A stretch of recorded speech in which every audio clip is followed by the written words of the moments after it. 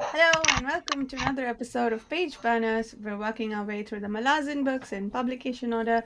We're reading books both by both authors, Stephen Erikson and Ian Esselmont. We won't get to an Esselmont book for a few more months because we're reading them in publication order. But we just finished Memories of Ice, and today's discussion is going to be on the first Bacolaine and Corbel Broach novella entitled Blood Follows. Uh, yeah, I think that's pretty much all there is to say today. We will start our discussion of House of Chains sometime in October. I will put up the reading schedule closer to the start date. I think we're starting the week of October 21st. I don't know if 21st is the Tuesday, which is when we usually record. And Mhm. I'll post the reading schedule in the next couple of weeks. But as always, we'll be reading 100 or so pages in the longest, in the edition with the most number of pages, which I think might be the UK edition. I'll check. Yeah, Blood Follows, we're discussing in its entirety today. We will be talking full spoilers, so if you haven't read the book, please consider reading it first before coming back to listen to this discussion. With me, of course, we have the usual group of people. The late guy, could you kick us off with intros? I thought I was going to be the last one arriving, but no. No. Anyways, I'm Dan, and I don't know. I'm me. First time I'm reading this novella. I didn't know actually there were all the Colbert Broach and Bacolaine books, so looking forward to reading them. Anyways, Jared. Hi, good to be here. I run the Fantasy Thinker YouTube channel, and I'm also on panel chewing and film chewing on the page chewing forums as well. And this is a reread for me. Read this first time, I don't know, probably about 10 years ago, and it was a lot of fun coming back. Yeah. Shannon. And we're also going to be discussing this book on Jared's short fiction side hustle, where we talked about Stephen Donaldson's short stories too. Please consider checking that out too. Sorry, who was about to go? Shannon, I think. Yeah. Yeah. Hey, I'm Shannon, and this is also a reread from me. I've read most of the Pocket and Corporal Broach books, and I read this about 2 years ago, maybe. So, and I was very much enjoyed going back to it. Steve? Yeah, Steve from Page Chewing, and this was a breath of fresh air after such a heavy read after finishing last book. So it was nice just to get something short and sweet and much more contained. So enjoyed it. Very nice. I think Steve and maybe Dan, I'm most curious about your takes on it. Particularly Steve, because I know you have, let's say, a particular taste in books and maybe humor too. So I wanted to know. This seems like a melding of the two. This book. So what do you think? So yeah, I'm picky with humor, but I like the dry droll humor, and Erikson sprinkles it in his other books or the books we finished. But it was much more. It was more front forward in this book. I thought he kind of played with it more, and with it being shorter, I think it fit with it being shorter, and the characters in the setup and everything. It all worked really well. So yeah, I thought it worked. I thought it was fun, and it was kind of like a whodunit. But it was Bruce. It had everything. It was. But I especially liked that it was contained. It was just kind of focused and not like this huge world event. Just it was fun. What about you, Darren? Yeah. I liked it. I like Bacolane's sort of humor, that sort of thing. Where he's always very composed, but sometimes saying very, I don't know, like the situation is a bit absurd and how composed he is and everything. I enjoy that. I wonder how, because you said it's very contained, and it is, but also in a sense it doesn't really conclude anything. It's just like a snippet of something, but there's no like conclusion to the whole thing. I assume it's gonna, like, little bits of it are gonna continue in the next novellas, I assume. That's the sort of thing that, like, because it ended with them on the boat saying, "Oh, this flesh baby is probably gonna come alive or something." So I'm expecting the next novella being them on the boat with whatever the flesh baby is gonna do, right? So I assume it's not finished. It's not like concluded completely, right? No, it's. I thought it was a real good cliffhanger at the end. Kind of, yeah. It does make you feel like there's going to be the next story, them on the boat. Yeah, but it's more kind of like I don't know. It feels more like like a TV cartoon in which there's an episode and it's a little bit concluded, but then there's something at the end maybe that sets you up for the next episode. Right? So it doesn't feel like chapter 3 of a book. It feels like I don't know, episode 1 of a 4 or 5 part miniseries. Which it is. I guess it is. I don't know. I haven't read the next ones. No, I don't know. I don't know where this goes, but I'm saying, like, literally that's what it is. It's the first part of a series of novellas following these two and possibly Emancipor Reese. Yeah. But I thought at the beginning, but without knowing anything about it at the start, I thought each of them would be completely self-contained and not linearly follow on each other. I thought they would just be randomly interspersed, but maybe not. Maybe it's just going to be somewhat of a thread going through it. Well, the way we're reading them, we're not going to read them in chronological order, right, Jared? Like, we're going to be kind of jumping in. Yeah, because we're going publication order. Publication order, yeah. And some of the chronology doesn't line up with the publication.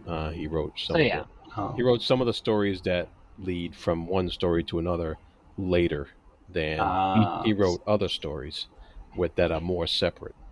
But they're all pretty much separately readable by themselves as well. We lost Vasha. Okay, so I wanted to get her take on it, but yeah, you guys are right about the the cliffhanger in this particular short story. It is a cliffhanger that it's more of a cliffhanger saying, this is the beginning of Reese's adventures with these guys. Emancipor Reese, who has slowly become one of my favorite characters ever, is the focus here, and the story ends in a cliffhanger, but it also does complete the theme of what Reese wanted, to his own detriment, but he wanted it, and that is escape. That's what he mentions. That's like one of his first lines in the whole story is he wants to escape, and he got his wish. And it's probably the worst thing that's ever going to happen to him. He's going to get paid, I guess. Yeah, and he doesn't have to deal with his wife anymore. Yeah, true. Because we can do spoilers for Memories of Ice because we already you guys you've already gone through that. If you remember in Memories of Ice, when Quick Ben left the mansion after having his little duel with Bacolaine, and he won, and then Reese came out and begged him to kill these guys.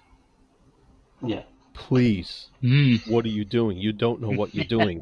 Please kill these guys. And there's a reason for that, and we're starting to see it here in this very first story, and we're starting to see just little. We only get little hints right now, but it's Reese is awesome. He's a great character, and I'm looking forward to rereading more of these.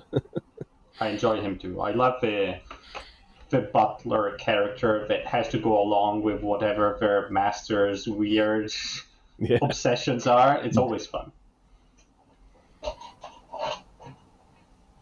Yeah, and I think in Memories of Ice, when Gruntle asks him why the hell he's working for these guys, and he says to get away from the wife, and like we got a bit of a backstory here for just how that dynamic worked.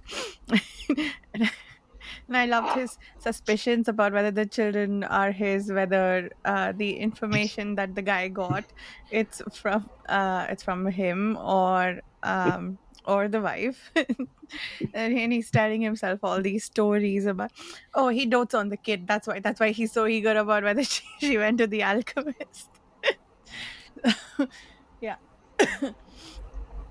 Nice. Yeah, Reese is quite the helpless silly Yeah. butler. That really works on him. But I mean, you need him Mhm. because without him, there's nothing for normal people to attach to. Because you're Yeah. not gonna care about the necromancer because they're obviously Yeah. completely evil. Without having Reese as I guess, like a foil or something for their thing, it would. I don't think it would work, right? Yeah, and the Yeah. murders are terrifying, right? But Yeah. I think at some point, and it wasn't super clear to me. It was Corbel Broach doing the murders, right? Or was it the Yeah. guy who was trying to kill him? Yeah, so Corbel Hmm. Broach, he's the murderer. Normally you'd want them caught and whatnot, but I think I wanted so badly for Reese to keep his job. I wanted them to escape without being punished. So so yeah, it's interesting what rooting for a character will make you, what else it'll make you want to root for. Yeah. I guess. And I thought this they Mm, also do a real good job with Bacolaine because you got, I mm, mean, Cobra Broach is your serial killer, and there's nothing redeeming about him at all, I don't think. But Bacolaine, I like it. Like he's just over the top. I don't know, like not quite Vincent Price, but just like he's got this just like evil, but I don't know, charming in a way thing about him that I just like that I like. But it works. It does really work best because it's bouncing off of Mancy. Evil suave. it's got that Yeah. Bond villain aura.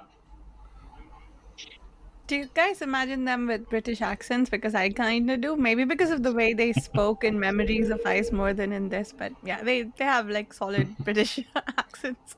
Evil villain. Well, I don't know about Corbel Broach, but yeah, actually, I don't think we've heard him speak or we've seen him. uh, Have no, we? I think he does speak a couple of Hmm. times in this novella. Hmm. I'm pretty sure. But I yeah, don't maybe remember. it's more of a Cockney accent or something, more of a Yeah. noble British accent. Yeah. What what about that? Okay, let's talk about the inspector for a second. Gould and the what was it? The corporal. He's the sergeant, and he has an over enthusiastic corporal. who was like the opening scene with Gould and the corporal is the corporal like super overdressed with armor and everything, and Hmm. very sincere in what he's doing. And at one point he tells, I think. My favorite joke in this book was when Gul tells the corporal to go find the monk at the other end of that thread and wring his neck. I didn't register what that was about, but towards the end of the chapter, we find that some guy is ringing the bell and he's sick of it. and, Yeah. and then Gould has a thought to himself, like, I hope he didn't take that order literally and go wring his neck. Yeah. And if you notice, the bells were the very first paragraph, the very first chapter, Mm. and the bells were so invasive into their lives and into Reese's thinking at first. That's also Hmm. what he's trying to escape from as well. He has a lot of little things in there that are annoying for him to escape from, and I think it just plays into his situation, his Mm. character. Yeah. Yeah. While we're mentioning him, I loved the setting here, the lamentable city of Mole. It's The awesome. fact that you got the city, it's built on barrows. Mm. Essentially, is kind of what they just say. It's I've said before. I mean, what I really love most about Malazan sometimes is just the setting itself, the world. And I think this is a neat little city with the bells and everything going on. Where is this city in the world? Is it in the Malazan Empire? No, it's not, right? Not yet. No, it's they've kind of briefly mentioned it. It's is it Coral? It's on the northwest island of Coral, just to the west of Theft, and Okay. It's just south, north. like It's just north of Stratum, and it's yeah.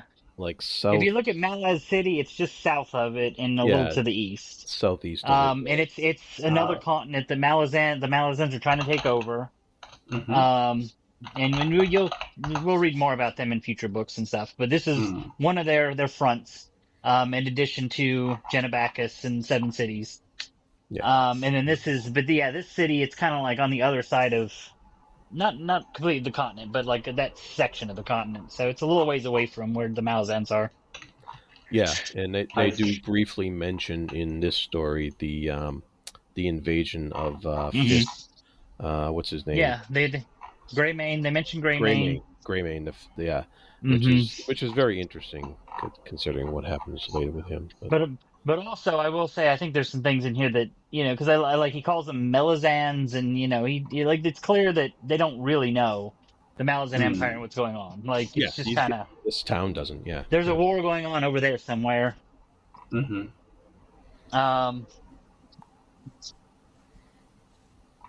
Okay. Yeah, one of my favorite Easter eggs, actually, I'll just mention that since we're talking about that, is they mentioned was it Deovorian steel? He's talking about swords, and there's these famous Deorvian steel, and that's a blink if you missed it. Way back in Gardens of the Moon, they mentioned the Crimson Guard, and one of the guys associated with the Crimson Guard, was Prince Kaz Deovorian. So I thought that was kind of cool. So like a little allusion to the Crimson Guard and to them. Interesting. Yeah. Yeah, there was something about the Malazans, right? How they tried to come conquer this area and they were left to rot. Their ship was left to rot somehow. I forget the details of that interaction, but the Malazans didn't come away looking very good in that exchange. Yeah, it actually said the Fisk Greymane landed his invasion force, coming close to conquering the entire island before being murdered by his own troops. In the days of smoke and threatening winds. Greymane was a Malazan. A Malazan admiral, yeah. I see. Yeah. I like how they say Malazan a lot more than Malazan. Yeah, Malazan. Malazan, yeah, Malazan. Yeah. And yeah, I love the names of all the places around, just like the lamentable mole. The first time I thought it was a joke, but then that's what the people call themselves. And then there's all these other cities named Theft and Fist, and they're all like used very unironically. They don't say anything about the characteristics of the people there, or at least it doesn't seem to. It does, but not. But a lot more subtly than you might think. I think.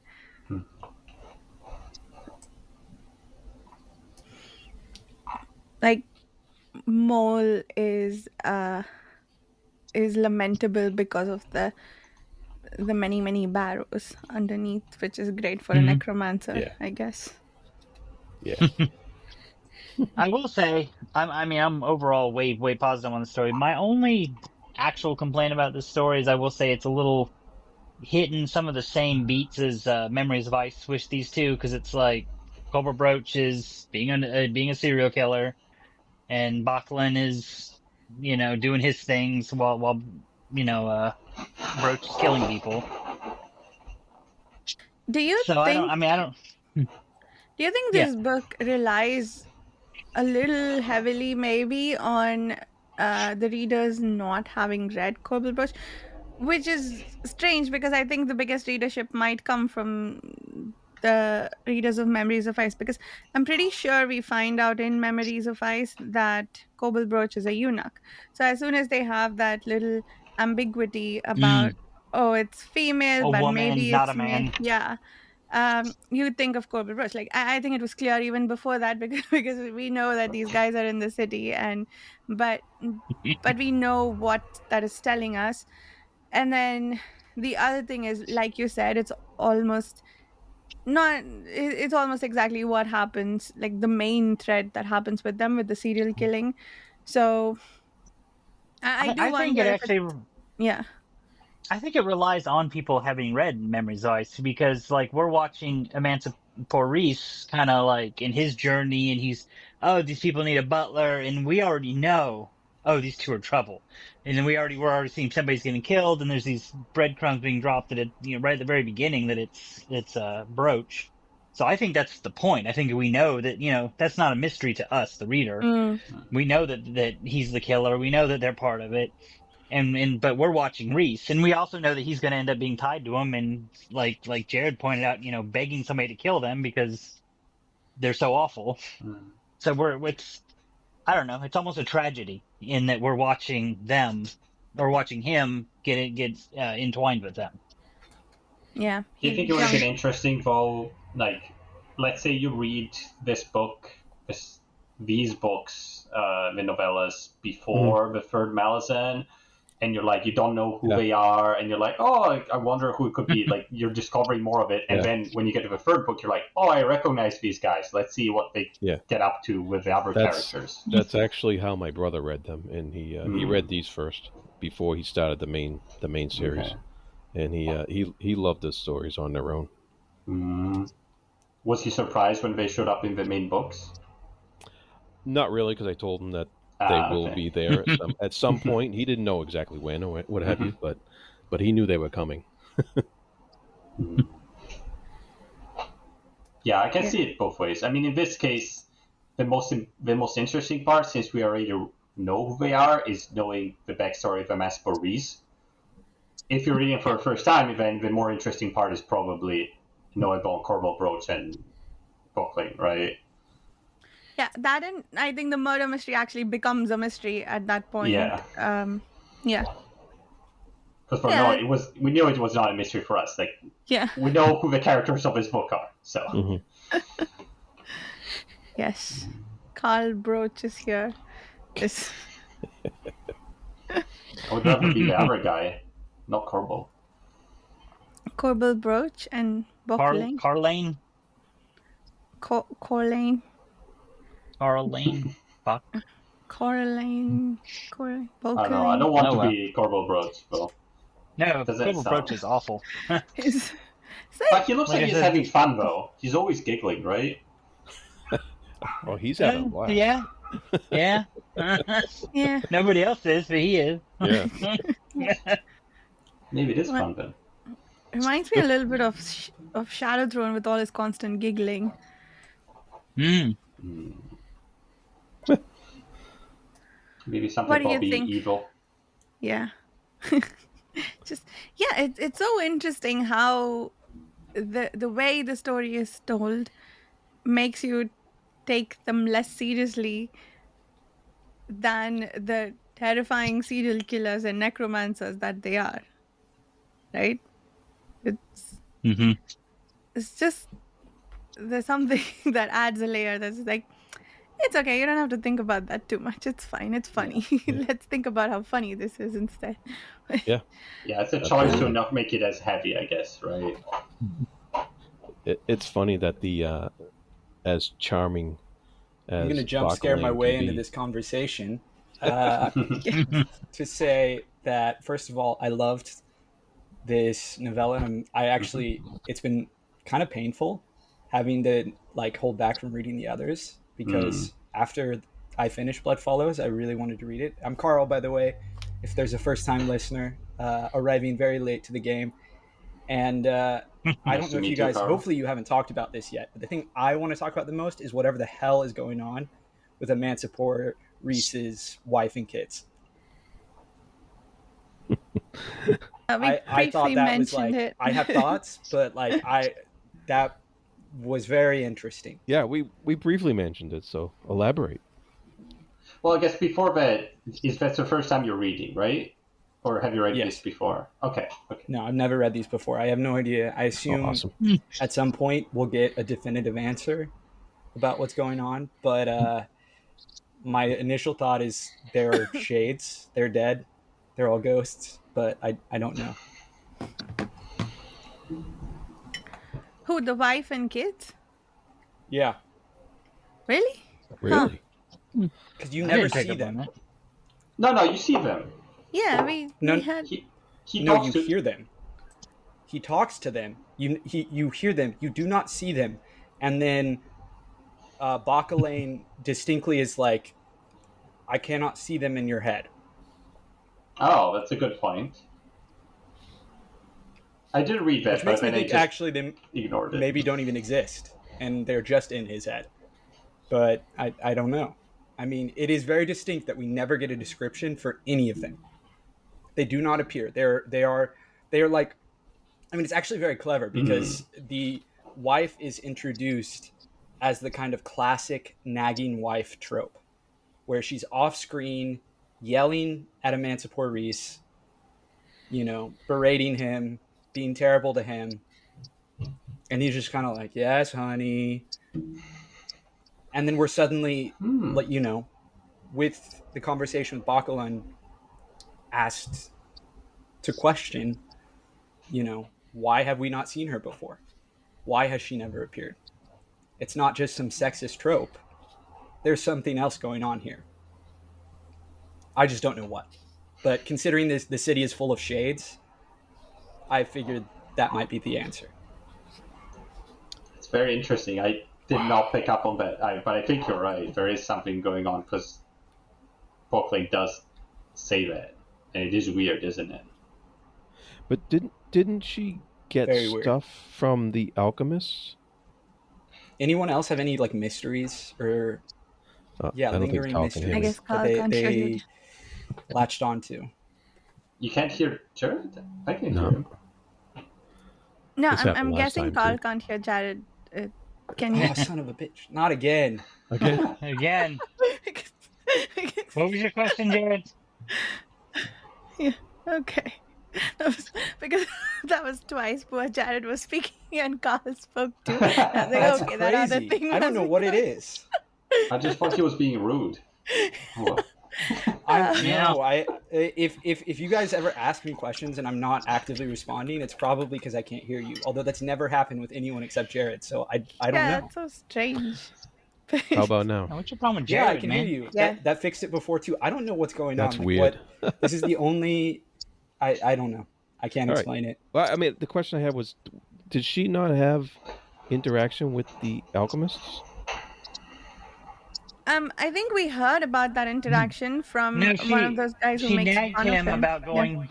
Yeah, like she wanted, or she. No, she said she was going to go to the extensive alchemist, and because he made a thought about that, like, oh. Okay. So we didn't see it, but she said she was going to. Yeah, and it was for the kids that she was going for the alchemists, Yes. and we didn't see it though, so we didn't see whatever the kids needed from the alchemist either. So yeah, maybe they are shades. I mean, That's interesting. We didn't see the kids for sure, right? We heard I'm them. also telling you, we definitely did not see her. Because I went back and reread all the scenes with her to make sure, and we do not get any description of her. That's interesting. But I thought the kids get some sort of description, right? Like their They thing get, or something. Backstory. They're weird. They're thought- like her, they're like his stepkids. She brought Are they? them with her into the marriage. I'm pretty sure. That I may be misremembering, but I thought- don't think we get any descriptions. I thought No, I Jared think said he's- that he was wondering if they're his kids or not, and if they're like the alchemist kids or something, because they don't look like him. Something like Oh, that. that's right. That sounds right. That, and also I think she had them while he was away traveling. So Oh, that's right. Yeah, Oh, that's right. yeah, Yeah.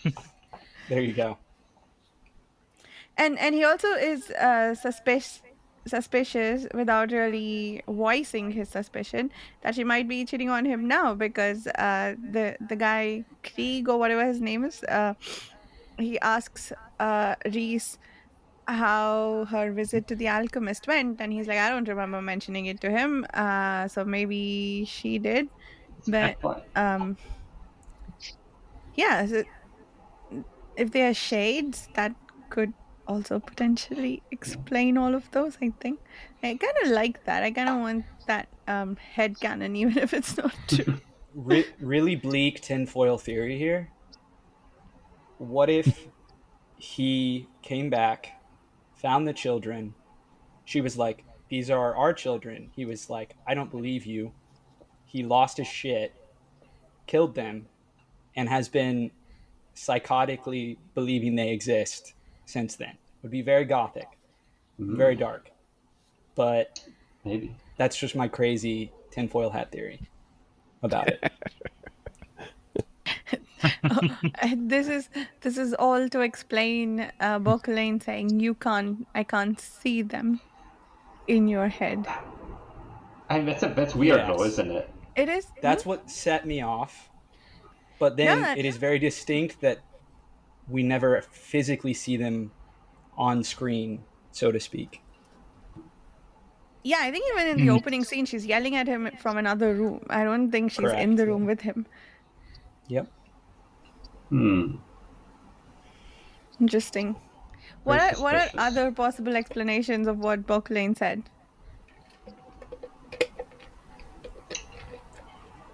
This scientific method. Maybe she's involved with a god in some way. That's the only other thing I could think of. That's shielding her. I don't know. Oh, interesting. Maybe she is a god. Oh my god. Maybe. Or maybe she's a lich or something. Maybe Mancy just never looks at her. Or that. Yeah. He doesn't getting actually yet- know what she looks like. Getting yelled Yeah, at it's from been a another long room. time. You know, that's interesting, Kyle, because you also have the fact that every employer he's worked for is dead. Yeah. Yeah. How coincidental is that? Yeah, I wanted to bring that up earlier. I thought that was a great little bit of backstory, how people think he's cursed because everybody he works for dies. And, I think we're taking that with us, so it's like, is anything bad ever going to happen to Bacolaine and Corporal Broach? I mean, we know they don't die, but, does his bad luck or whatever affect them? I think he might be connected somehow. In some way, he might have been connected with the Hood's realm, and that's why, like maybe when he was sailing, then he got tainted by it, and then now everything, so everything he touches is also. But then it would be fine with the necromancers because they're also dealing with Hood's realm. Yeah. I feel. Well, I don't know. and does anybody have any thoughts on the theory? Because they talked about necromancy in this book and how it would work in this world. So they say it's what? It's like it's not necessarily part of Hood's realm, but it's like I don't know, the border. like going into his realm. What? Yeah, it's like on the border, like between Hood's realm and the mortal realm. Yeah, between life and death, and that's how they're able to do necromancy. I thought that was interesting. I was just looking at it a minute ago. We had a similar discussion in the third Malazan book, right? In which someone, I don't remember who was, Quick Ben maybe, or someone said that necromancers are not like friends of Hood because they're like taking away souls from him and stuff like that. So I don't know. And they actually quoted, and by the way, it kind of bummed me out. They quoted somebody named Culp the Elder, which then reminded me of Culp, and I was like, "Is this any connection to Culp?" And I kind of looked into it. No, it doesn't look like there's nowhere else do they ever reference our Culp with somebody named Culp the Elder. So that makes me sad. And also, he had nothing to do with Hood's realm. He was Minas, I think. He was like illusions. What? Maybe his father was a magician too, and he was called the Elder. What were you saying, Carl? On the note of the necromancy and how all of it works, what was it that Bacolaine was making? I'm trying to remember. It was like a like a not like a plate, but like I was just very confused. Like I had no idea how to like a stone interpret slab. what that thing was doing. Yeah, the stone slab. Thank you. I think it sustains the whatever Colbert brooch is making / contains. I don't know. It's connected. Oh, that's somehow, right. Is that what we find out at? That's what we find out at the end. You're right. I've just forgotten. Thank you for reminding me. But yes. I also think it keeps it alive somehow, right? No, I think it just keeps it trapped because the way it ends is they're like, oh yeah, this thing is gonna like stop working at a certain point because we're out at sea and we're gonna be out at sea for a long time, and so it's gonna get loose and start, you know, ... Which is that because there's like a lot of water. I know in a lot of other books, like running water is, stops necromancy or whatever, or even stops the undead. Is that why?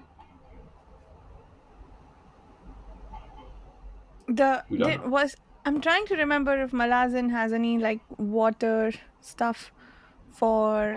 I don't know. Undead. Are you thinking of Sabriel Dan? I vaguely thought of that too. Yeah, but also I think I've read other books. I have a vague recollection that it's tied to some old folklore. Maybe it's connected like vampires or something. It's a vampire. Yeah. Okay. No, it is. It is. It's a thing. Like running water has some sort of warding property in folklore. Yeah. Yeah. No, it's like a thing in Lord of the Rings, even. Like, isn't it like a thing that orcs can't cross water? They like won't cross water. No, it's not the orcs. It's the fucking the ring wraiths. Well, yeah. Well, that's because of that enchantment that was done to it. Turned into a bunch of horses and killed them. Well, killed the horses. It's It's definitely like a thing in folklore, but I think here it's just like there was something they needed, like they needed to keep killing people to keep it going or something like that. There was something like they were going to be at sea too long. I don't think it was like the ocean itself, but the fact that they were going to be away from land. And there's also something weird about the nails that they used, he said. Yeah. Right? No, definitely. They mentioned the nails. I'm looking for it. So I wonder where they came from, because they also seem to have something weird. And the ship also seems to have something weird even without the necromancers, right? That's true. The ship's definitely got some mystery going on. Yeah. A lot of mystery. Actually, maybe this was Mancy's bad luck with them was because he picked this boat for them because it seemed totally normal, totally chill. They're leaving and everything's fine. These are the people to pick, and then he picks them, and right here at the end we get like, oh no, this is not the place to be. I briefly gonna interject to just say, your slip up, Shannon, is making me realize the emancipator. Like I that's totally the etymology of his name. Yeah. From like emancipation. He's this like bonded servant. Like I didn't even realize. That's actually that's classic Erikson. Yeah. Very fun. What else? I guess there's also, like you were mentioning before, you said this creature that Barbarossa is creating, right? I wonder why he's doing it, because it comes back in the third book, right? It's still in the chest, they still have it, so it must have some significance or something. I don't know what they're trying to do, but it must be relevant later on too. You mean the serial killing in Memories of Ice? No, but they have in Memories of Ice, they still have the chest with the flesh baby inside, right? Oh. You don't remember? Like someone opens it or whatever. There's something going on with it in Memories of Ice. I do not remember it at all. You're probably right, but I don't remember it. Yeah. I mean, it's Frankenstein's monster, right? Like it's Erikson having fun with all the different gothic tropes. I'm just waiting for like some sort of, bloodsucker subversion to appear. But Frankenstein is not bad in the book. Well, neither of them is really He bad. kills people. Yeah. Yeah, but he doesn't. Don't get me wrong. He's not like the scientist is obviously the villain in a way, but the monster does like murder. Yeah, but it's because he doesn't know. Like, it's not. You know what I mean? This seems a lot more evil. I don't know. Well, yeah, no, exactly. Both of them. Exactly. Yeah. No, I think. I mean, I'm not saying it's like literally like. Erikson is playing with all of these like tropes, not just like playing them straight. So in this case, I mean, I'm sure there's going to be even more to it, right? It's dangerous apparently, but beyond that, who knows? Yeah. Do we know? Are these like chronological? Like, is the next novella going to take place right after this one? You can break it to him, Jared. The next one does, but then the chronology gets thrown out the window after that. Okay. I love it. When are we reading the next one? I don't know when it was published. I'm not sure. I think after book 4.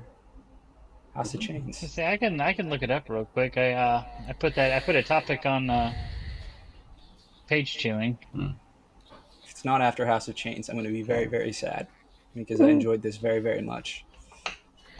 Yeah, it's so much fun. The Bacolane's humor kills me. And it's not even like he's serious when he talks, but it's so funny when he says it for some reason. It just cracks me up when he says what was he said about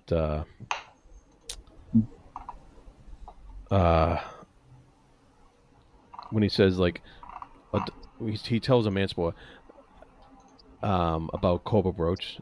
I doubt he'll have a use for you, and for some reason it just cracks me up when he says that, which means that either Cobra Brooch isn't gonna bother killing him, or that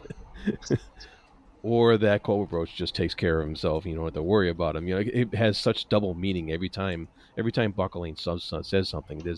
There's double meaning behind it that is humorous for some reason. Yeah, his dialogue is very, very cleverly written. The publication order, we've got House of Chains next, and then Midnight Tides, and then The Healthy Dead, which is the next novella. Which I don't think it's not chronological the next book, is it, Jared? No, The Healthy Dead takes place. Yeah, way later. Yeah. So we don't. Then we'll read Night of Knives, The Bone Hunters, and then we'll follow up on this novel with The Leaves of Laughter's End. Oh, jeez. Sorry, Kyle. So, Erikson's killing me. He's killing me. If you want to read the story, I'm sure you can reread it in a year or two when we get to it. You know what? I may just do that. It's only going to be about 7 months. Yeah. There's nothing stopping you. Yeah. I mean, it was so short. I could have read the whole book in the last 3 days, to be honest. Because I have it all in they're all collected in one book. The edition I have. I was actually really shocked how short it was as a story, like less than 100 pages, and like they were not dense pages like the Malazan Book of the Fallen. Like they're like, I mean, literally prose dense. Like the font is larger, the margins are larger. Like these are relatively short stories. So I mean, yeah, they're easy to breeze through.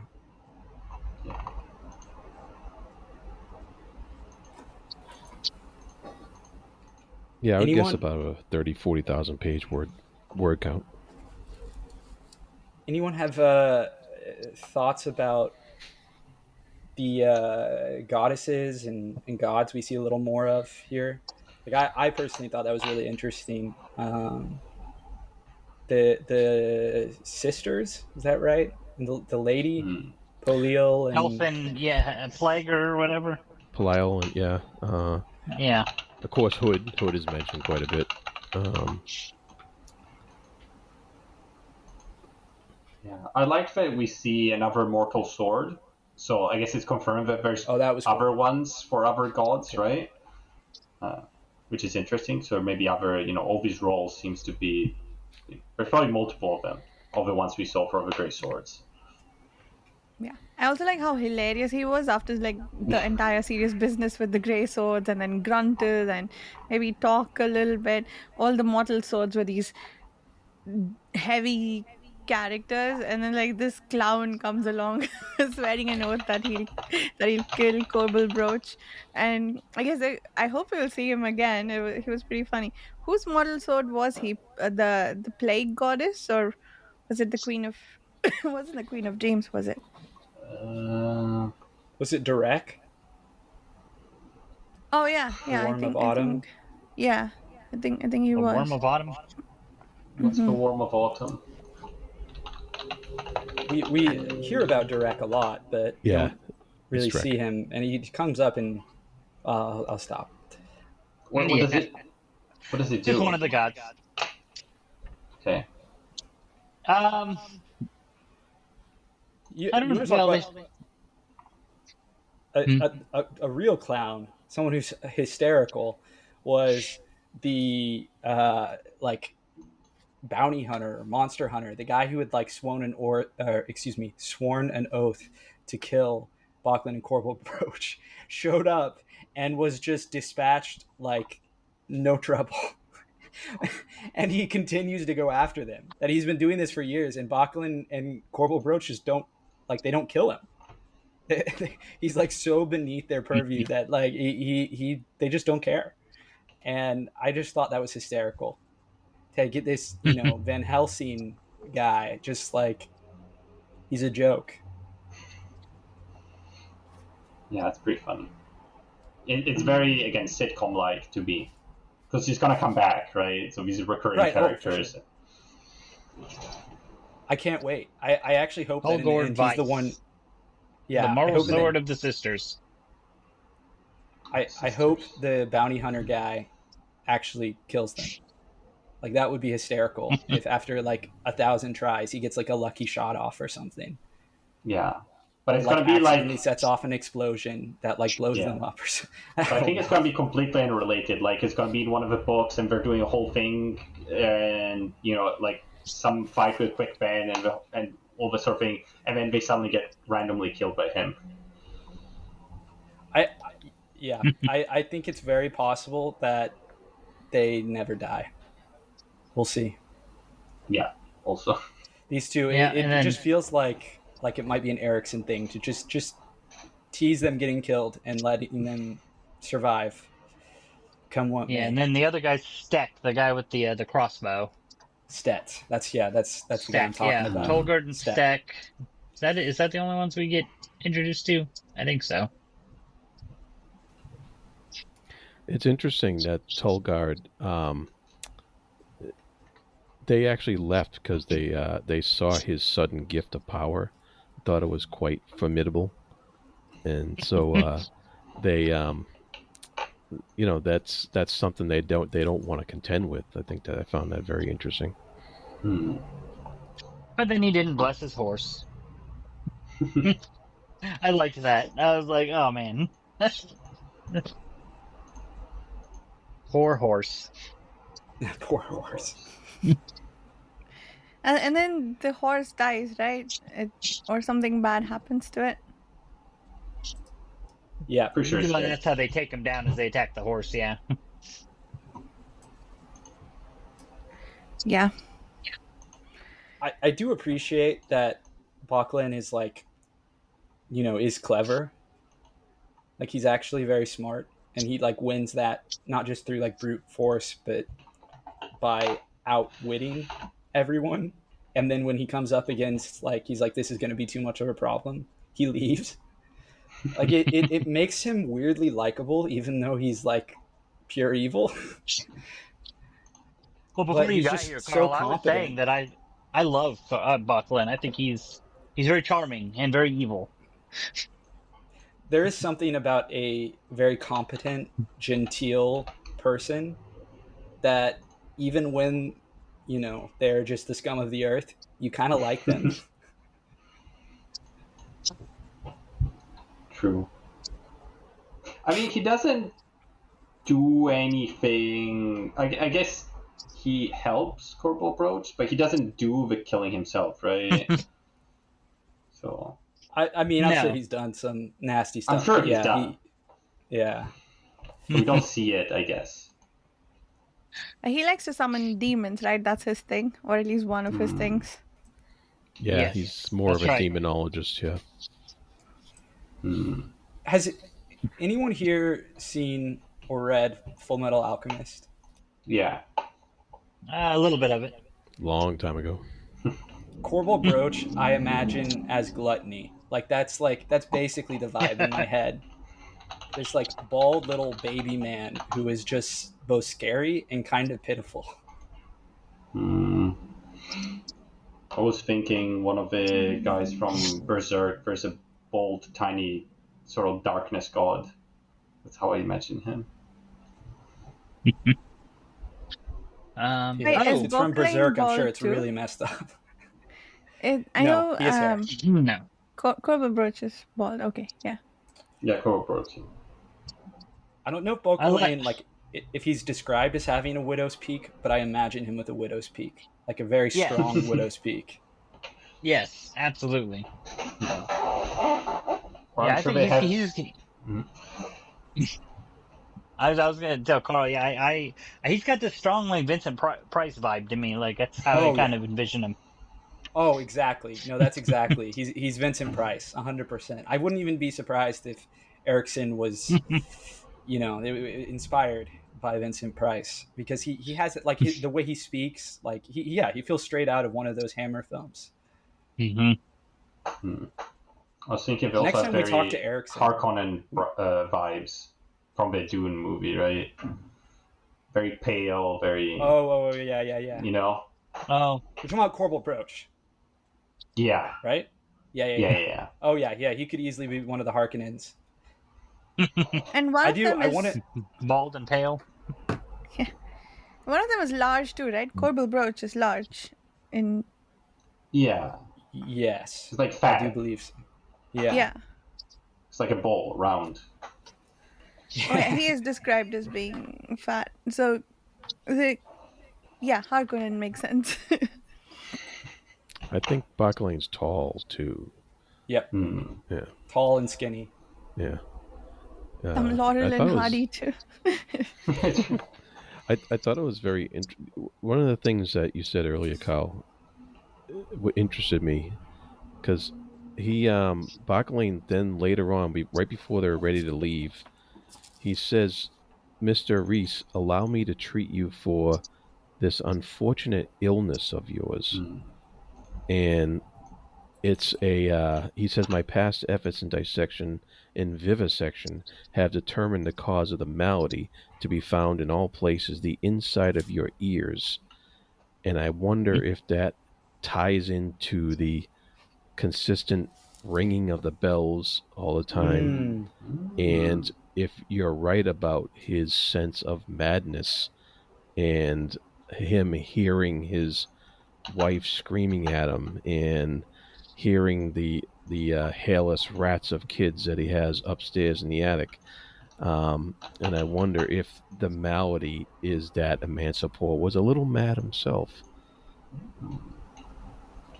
That's interesting. Yeah, I mean, if he has like tinnitus, it definitely could be described as sounding like bells in a way. That's really interesting too. Yeah, he's got some sickness inside him. Ooh. I'm gonna keep my eyes out for that. More of that.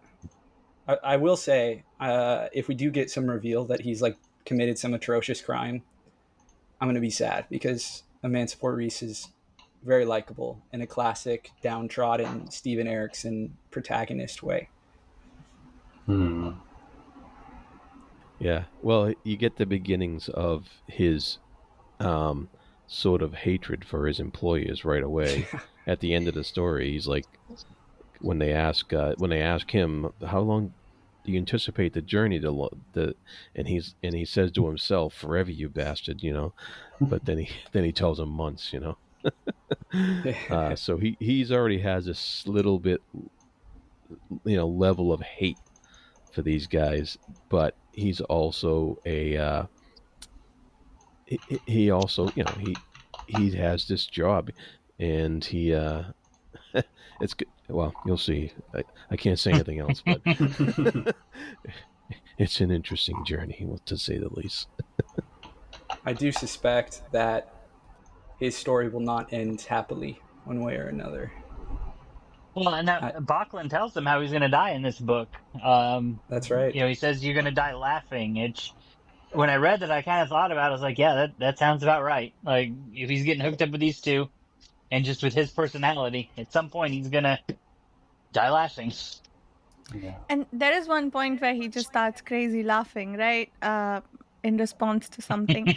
And if we didn't know that the third book was of the Malazan book was about to happen, you might have thought that this is when he dies.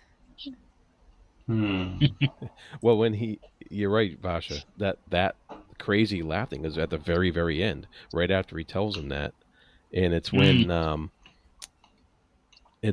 Bacolaine tells him that Corporal's child might escape, and that's when he starts cracking up, and he sets off the seagulls all flying off and stuff like that, and Bacalaine's just like, "Oh, I had no idea seagulls burn so readily."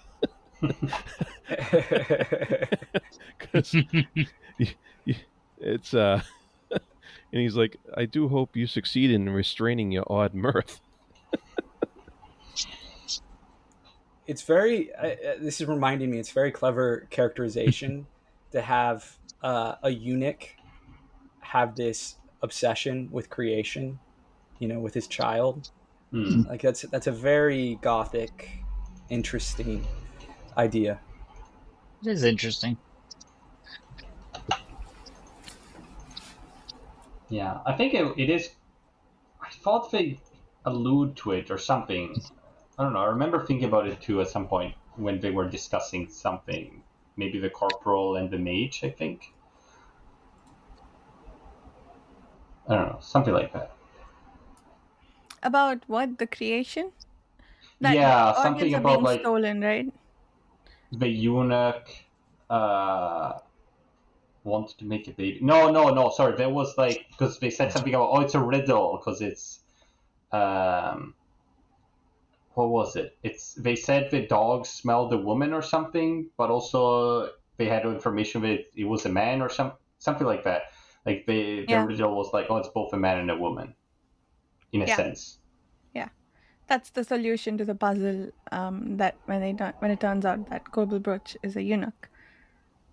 Yeah, it's very, I don't know, riddle sort of thing.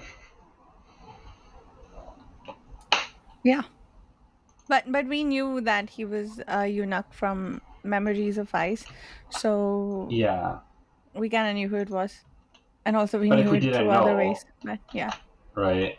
Yeah, it would have been more. Well, I guess we did know there was. I guess it was there because we did know there was a eunuch. So it's kind of like the clues for the reader to figure out who it is before it's revealed, right? Yeah. If we didn't know about Bacolaine and Corbel Brooch, this would have been a nice puzzle for the reader to solve. Yeah. Oh well, next time. Cool. Anything else before we wrap up? More topics? Yeah, sure. And I don't even like the puzzle of the murders and stuff isn't even like the most important part of the story for me. I just liked seeing Emancipor Reese's, origins with the beginnings of his travels with these two extremely evil nut jobs that just make me crack up. So I that was, for me, that's the most I get out of it, and then, like, all the other antics are kind of sideshowish, with all the other the murders and the people who are coming in trying to solve them and stuff like that. In the citizens of the town, it's all dressing that helps enhance the story of this poor sap, whether he's insane or just really the victim of bad luck. Um, that's the fascinating bit for me. You know, you talking about this and like the episodic nature of these stories, I do feel like that, you know, just with the insane scope of Book of the Fallen, I don't know that you could ever like really properly adapt it to the screen. But adapting these books and like maybe expanding upon them, these novellas, that might make a good TV show. Yeah. Like they've got the episodic bit baked in. They have interesting characters and locales, I'm sure, and I don't Do it, know. Kyle. Do it. I Oh, that's wish. right. I Do wish. it, Carl.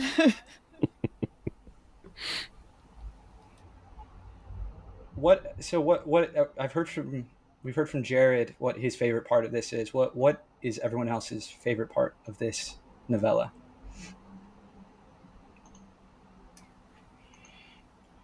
I think I talked about it a little bit before you came in. It was that joke about finding the monk at the end of that rope and wring his neck. And what did you think of the police sergeant and the corporal Carl? I think those were pretty good characters too. And those were the two They were POV good. characters we got, right? Gold and Yeah. Reese. I enjoyed them. I mean, Reese to me is easily the standout among all the POV characters. I was kind of like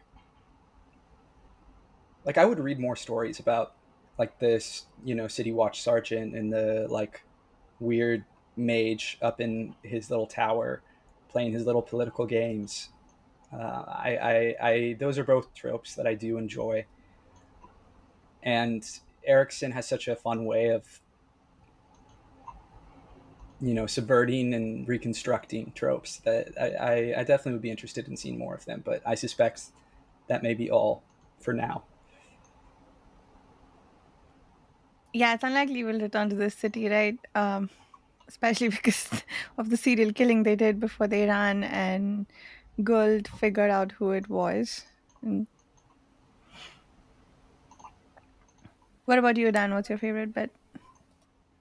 Yeah, I mean, I like Reese's story, right? It's obviously, I don't know, to me, it's obviously just a origin story for Reese, basically.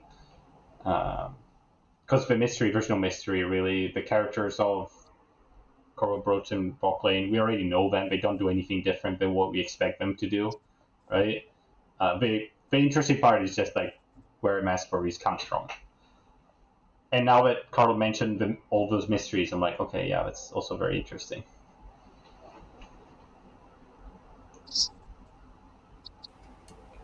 Yeah. Shannon, do you have a favorite part of this novella? I mean, just immense for Reese. I love him. I think it's great seeing how he hooks up with these two. Yeah, I guess finding, you know, the whole bit with how he dies. I really like that. And I really liked again that mortal sword who gets taken out by his, you know, his horse, by them attacking his horse. I thought that was it was a neat little bit. Yeah, I think I would also echo you all in saying that Mancy, his characterization and his just storyline here. I mean, it is the heart of the story. Definitely was the standout.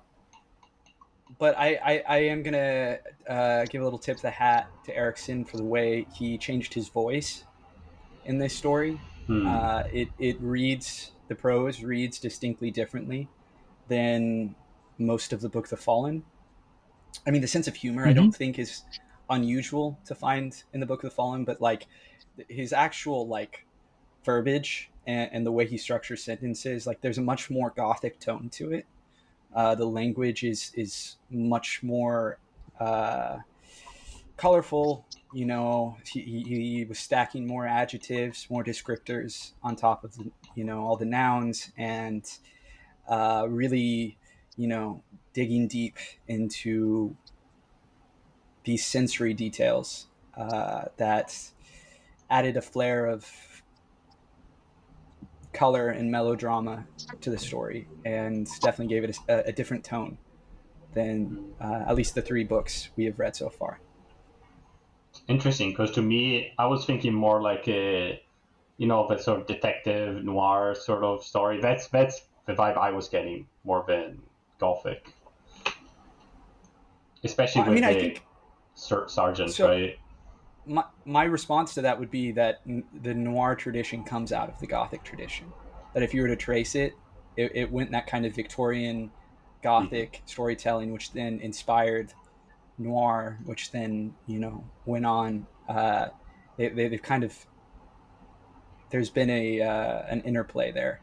But I agree. I think you're right, and I do feel that.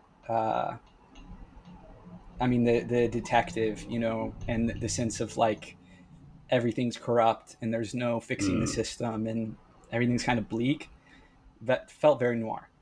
And I would just say that, to me, what puts it in the slightly more gothic category is it felt like to me it wasn't as much about the system and the world being broken in some fundamental way like a lot of noir stories are, right? It was much more about the kind of emotional reality and psychological reality of really Emancipor Reese, I feel like. But that 100% was an inspiration. And I really want to, like, we need to get Steve or one of us to reach back out to Erikson, because I would love to talk to him about Memories of Ice and Blood Follows and pick his brain about it. We need to get him back on the show. Yeah, I'm sure he's busy, but for us. I don't know. Is he? Yeah, because he was writing books. He's always writing a book, isn't he? He's a book about to come out, although his work for that may be done. Yeah. No, he's a busy guy, but I do know he likes interacting with fans. So he's had this like second career in the last several years since Malazan like kind of re-exploded, I guess, due to YouTube and all of that. Yeah, thanks. So I'm happy for him. Sounds good. Well, we can try. Cool. What else? Well, you just ain't seen nothing yet, folks. Oh, really? I love to hear that. Nice. Sounds excellent, and a good note to wrap up on. We will be back in a few weeks with House of Chains. I have to see how many chapters we're reading. Probably the prologue and the first 2 chapters that usually brings us to 100 pages at the beginning of the book. But I will put up a full elaborate reading schedule on the forum. If you'd like to follow along with us, please check out the forum. Yeah, that's